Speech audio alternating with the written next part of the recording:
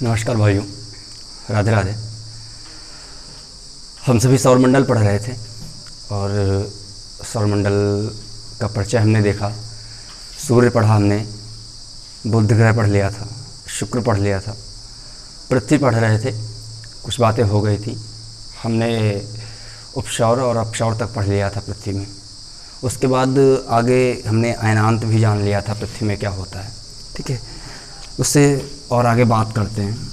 ठीक है, आगे बात करते हैं हम कि पृथ्वी में और पूछा जाता है विषुव क्या होता है।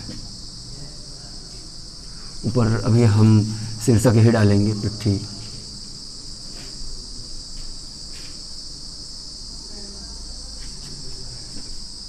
सॉरी, पूछा जाएगा आपसे विषुव क्या होता है।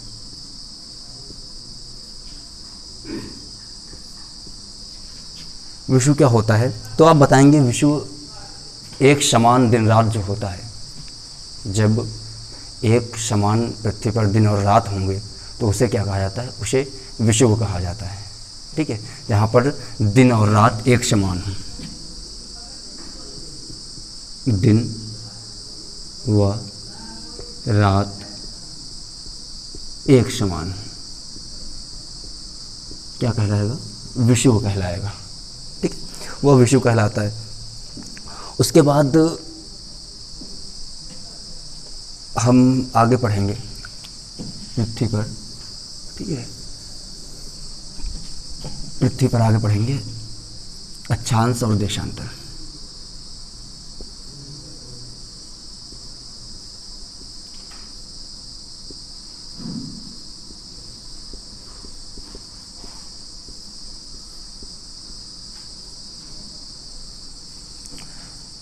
आगे पढ़ेंगे हम लॉन्गिट्यूड और लैटिट्यूड। अक्षांश देशांतर क्या होते हैं इसके विषय में जान लेना ज़रूरी है। एक छोटा सा फिगर ड्रा करता हूँ मैं पृथ्वी का।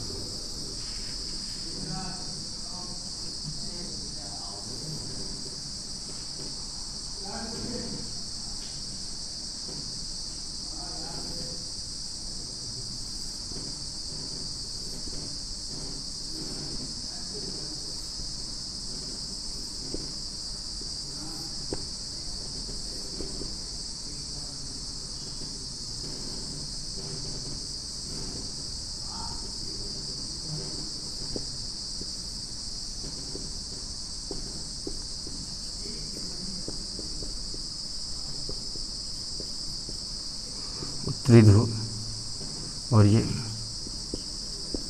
दक्षिणी ध्रुव। ठीक है, अब आपसे पूछा जाएगा अक्षांश और देशांतर क्या होते हैं, तो आप क्या बताएंगे कि पृथ्वी पर खींची गई वे काल्पनिक रेखाएं, ठीक है, आपके अक्षांश हो या देशांतर हो, दोनों रेखाएं काल्पनिक रेखाएं कही जाएंगी। ठीक है, जो आप पृथ्वी का ये फिगर, ये ग्लोब देखते हैं, ग्लोब पर आपको जो रेखाएं दिखाई देती हैं, ये जरूरी, ये पृथ्वी पर ऐसे रियल में खींची नहीं गई हैं, ये काल्पनिक रेखाएं हैं जिन्हें हम मानक के तौर पर मानते हैं। ठीक है, तो ये रेखाएं जो हैं, आप बताएंगे कि पृथ्वी पर जो क्षैतिज रेखाएं खींची हुई हैं, ठीक है, वो रेखाएं क्या कहलाती हैं, अक्षांश कहलाती हैं। ठीक है, और ये रेखाएं जो ऊर्ध्वाधर रेखाएं खींची हुई हैं, जो ध्रुवों से ध्रुवों को मिलाती हैं, इन रेखाओं को क्या कहते हैं, देशांतर। ठीक है, अब देखो मैं इनके नाम से बता दूं आपको। ठीक है, आप हिंदी पढ़ते हैं, आपको पता होगा अक्षांश लिखा है जो अक्षों के अंश को अलग करे। अब अक्ष क्या होते हैं, ये इनके दो अक्ष हैं, एक उत्तरी एक दक्षिणी। ठीक है, दो अक्ष हैं तो दोनों को जो अलग कर दे वो अक्षांश होगा। देशांतर जो देशों के अंतर को विभाजित करे, अब खड़े खड़े रूपों में देशों को विभाजित कर देते हैं। ठीक है, तो उसे देशांतर कहा जाता है। ये अक्षांश और देशांतर हो गए। तो ये अब आप बताएंगे कि पृथ्वी पर खींची गई जो काल्पनिक क्षैतिज रेखाएं होती हैं उन्हें अक्षांश कहा जाता है, और जो ऊर्ध्वाधर क्षैतिज रेखाएं, जो ऊर्ध्वाधर रेखाएं काल्पनिक होती हैं वो क्या कहलाती हैं, वे देशांतर कहलाती हैं। ठीक है, अब पूछा जाएगा इस संख्या, पूछा क्या जाता है, इन क्वेश्चन से कैसे पूछा जाते हैं, पूछा जाता है अक्षांशों की संख्या कितनी है। ठीक है। तो आप बताएंगे अक्षांशों की संख्या कुल 181 है। कितनी है? 181 अक्षांश हैं। अक्षांश कितने हैं? 181 अक्षांश हैं, जिसमें आपका ये 0 डिग्री मिला करके बताया जाता है। ये 0 डिग्री अक्षांश कहा जाता है, ठीक है, जिसके इधर 90 डिग्री तक अक्षांश होते हैं, 90 डिग्री इधर और 90 डिग्री इधर, 90 डिग्री तक इधर, 90 डिग्री तक इधर, और ये बीच में क्या होता है? ये 0 डिग्री होता है, ठीक है। तो ये अक्षांश होते हैं, ये अक्षांश होते हैं। ये 0 डिग्री भूमध्य रेखा जिसे कहा जाता है, भूमध्य रेखा, ठीक है। तो अक्षांशों की कुल संख्या कितनी होती है? 181। प्रश्न पूछा जाता है कि दो अक्षांशों के बीच की दूरी कितनी होती है। क्वेश्चन पूछा जाता है दो अक्षांशों के बीच की दूरी कितनी होती है। तो आप याद रखेंगे दो अक्षांशों के बीच की दूरी 1.111 ठीक है, किलोमीटर, ये ठीक है। आप याद रखेंगे दो अक्षांशों के बीच की दूरी 111.13 किलोमीटर होती है, ठीक है। उसके बाद ये अब पूछा जाता है तो अक्षांशों की दूरी जो होती है वो नियत रहती है, अक्षांशों की दूरी नियत रहती है सभी जगह पर, ठीक है।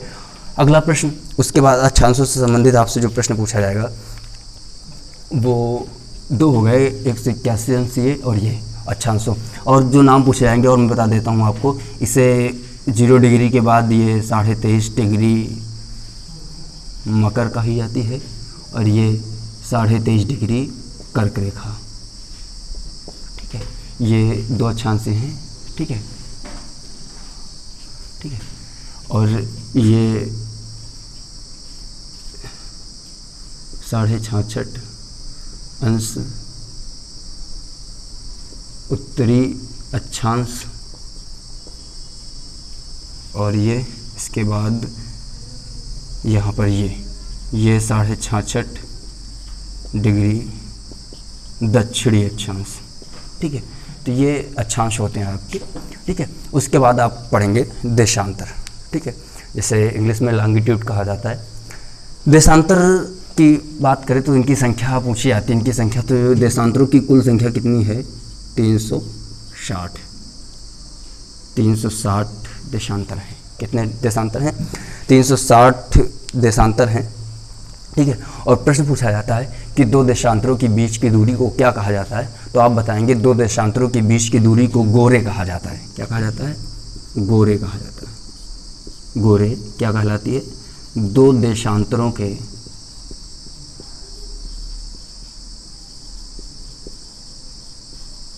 बीच की दूरी, दो देशांतरों के बीच की दूरी क्या कहलाती है? गोरे कहलाती है, ठीक है। उसके बाद अगला प्रश्न पूछा जाएगा इससे कि दो देशांतरों की बीच की दूरी होती कितनी है। तो आप बताएंगे दो देशांतरों के बीच की दूरी, अब ये जो दूरी प्रश्न में जो इस प्रश्न का उत्तर दिया जाता है वो दूरी दी जाती है कहाँ पर? भूमध्य रेखा पर। तो आप बताएंगे दो देशांतरों के बीच की दूरी, अभी अक्षांशों की आपने बताई थी, पहली डिजिट आप यही याद रखेंगे 111, ठीक है। आपने अक्षांशों की बताई थी 111.13, अब इसके याद रखेंगे 111.32 किलोमीटर, ठीक है।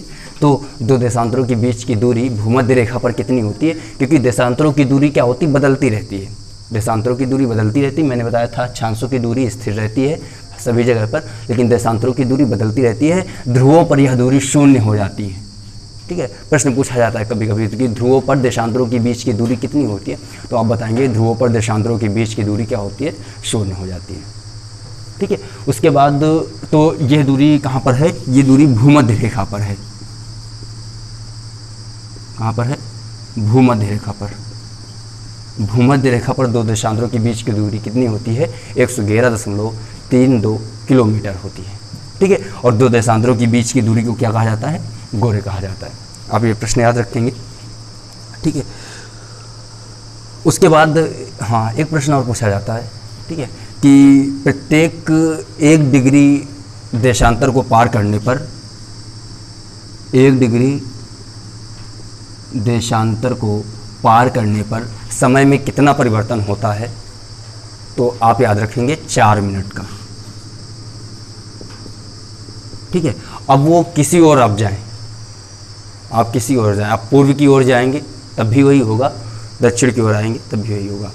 इधर दक्षिण की ओर जाएंगे, सॉरी पश्चिम की ओर जाएंगे तो वो क्या होगा, समय क्या होगा, समय बढ़ेगा, ठीक है। और इधर पूर्व की ओर जाएंगे तो समय घटेगा। याद रखेंगे आप, एक देशांतर बदलने पर 4 मिनट का अंतर आता है, आप इतना याद रखेंगे। एक देशांतर बदलने पर कितने मिनट का अंतर आता है, 4 मिनट का अंतर आता है, ठीक है। तो ये प्रश्न थे अक्षांश और देशांतर से संबंधित, ठीक है। उसके बाद आगे हम बात करेंगे, ठीक है, आगे बात करेंगे मंगल ग्रह पर पृथ्वी। लगभग यहाँ तक कुछ हो गई है, अभी पृथ्वी पर बहुत सारी बातें करनी बाकी हैं। अभी पृथ्वी के हम प्रमुख परिमंडल पढ़ेंगे जो आगे अगला टॉपिक होगा इसका, परंतु अभी हम ग्रह पढ़ रहे हैं तो सभी ग्रहों को ख़त्म कर लेते हैं।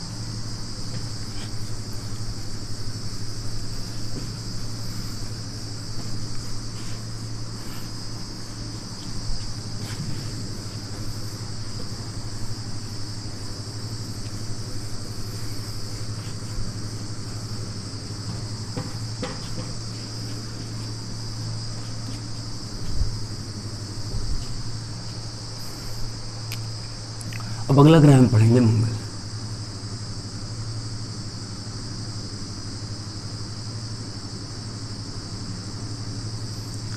मंगल ग्रह आप सभी काफ़ी परिचित होंगे इससे, बहुत अभी पिछले समय में काफ़ी चर्चे पर रहा यह ग्रह, ठीक है। और चर्चे पर इसका होना जायज़ भी है, ठीक है, क्योंकि यहाँ पर पाई जाने वाली ऋतुएं हमारी पृथ्वी से लगभग मिलती जुलती हैं। यहाँ का वायुमंडल लगभग हमारी पृथ्वी से मिलता जुलता है, ठीक है। तो हमें यह एहसास होता है कि शायद मंगल पर जीवन संभव है, और हो भी सकता है ये।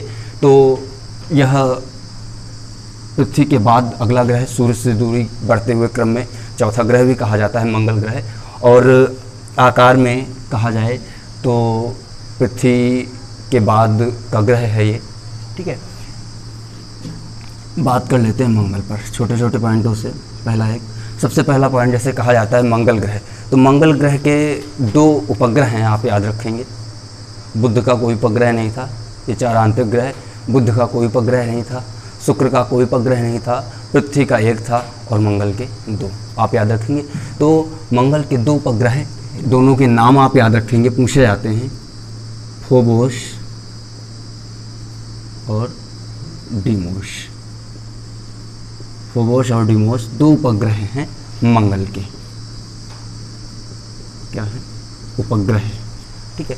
2 उपग्रह मंगल के हैं, फोबोस और डीमोस, ठीक है। बात करें तो आपका ये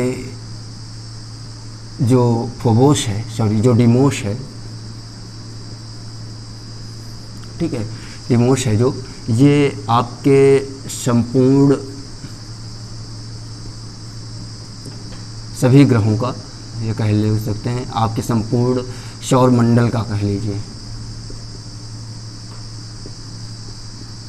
सौर मंडल का सबसे छोटा उपग्रह है। क्या है, सबसे छोटा उपग्रह है पूरे सौर मंडल का, कौन, डीमोस, जो कहाँ पर, जो किसका उपग्रह है, मंगल का उपग्रह है, आप याद रखेंगे। तो मंगल के 2 उपग्रह आप याद रखेंगे, फोबोस और डीमोस, ठीक है। आप याद रखेंगे इसका पहला पॉइंट वो था, इसके 2 उपग्रह, इसका याद रखेंगे घूर्णन गति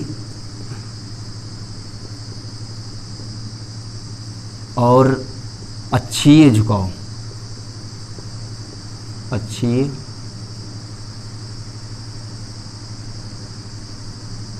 ये झुकाव होगा, अक्षीय झुकाव लगभग पृथ्वी के समान, लगभग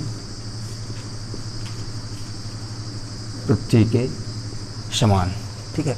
क्या है, घूर्णन गति और अक्षीय झुकाव लगभग किसके समान है, वो लगभग किसके समान है, पृथ्वी के समान है, आप याद रखेंगे किसका, मंगल का। तो और मैंने अभी बताया था कि अगला पॉइंट आप याद रखेंगे, घूर्णन गति और अक्षीय झुकाव लगभग पृथ्वी के समान है। उसके बाद मैंने बताया था यहाँ पर पृथ्वी से मिलती जुलती ऋतुएं पाई जाती हैं। ऋतुएं क्या हैं, वो पृथ्वी से मिलती जुलती पाई जाती हैं। जैसे ऋतुएं पृथ्वी पर पाई जाती हैं, वैसे मंगल पर भी पाई जाती हैं। कहा जाता है यहाँ पर बाढ़ के भी प्रमाण मिले हैं, मंगल पर बाढ़ के भी प्रमाण मिले हैं,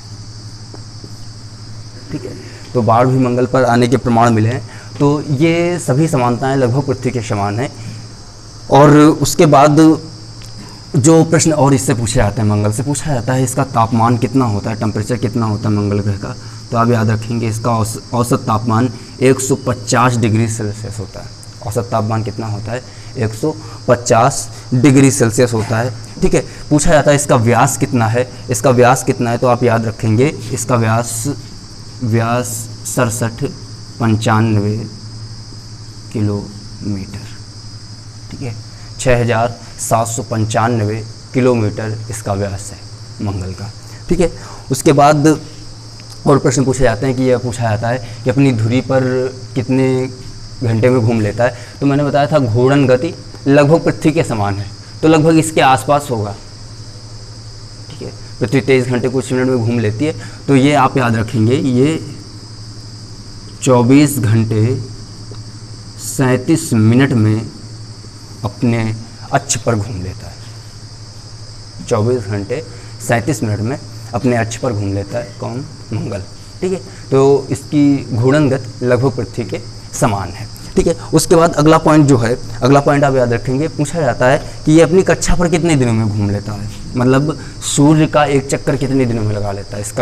इसके कक्षीय चाल अगर मतलब अपनी कक्षा में कितने दिनों में घूम लेता है, तो आप बताएंगे 687 दिन में, ठीक है। 687 दिन मतलब पृथ्वी से जोड़े जाएंगे, ठीक है। पृथ्वी के 687 दिन ये अपने कक्षा में घूमने में लगाता है। 687 दिनों में ये सूर्य का एक चक्कर लगा लेता है, ठीक है।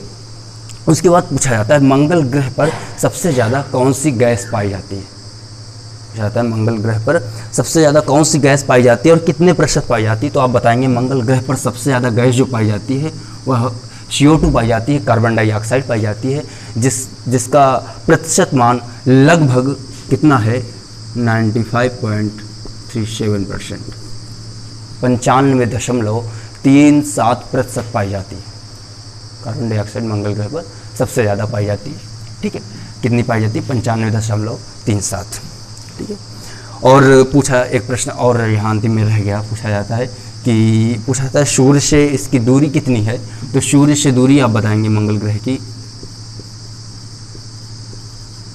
सूर्य से दूरी लगभग कितनी बताएंगे आप? 23 करोड़ किलोमीटर,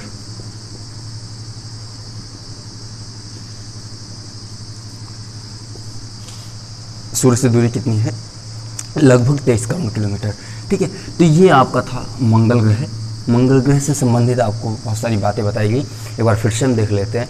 मंगल ग्रह के दो मात्र उपग्रह फोबोर्स और डिमोस। डिमोस उपग्रह आपके संपूर्ण सौरमंडल का सबसे छोटा उपग्रह भी है, ठीक है। उसके बाद मैंने बताया था कि घूर्णन गति और इसका अक्षीय झुकाव पृथ्वी के समान होता है। अगला प्रश्न मैंने बताया कि ऋतुएं पृथ्वी के समान पाई जाती हैं। बाढ़ के भी प्रमाण यहाँ पर मिले हैं मंगल ग्रह पर, ठीक है। इसका व्यास जो है, व्यास कितना है?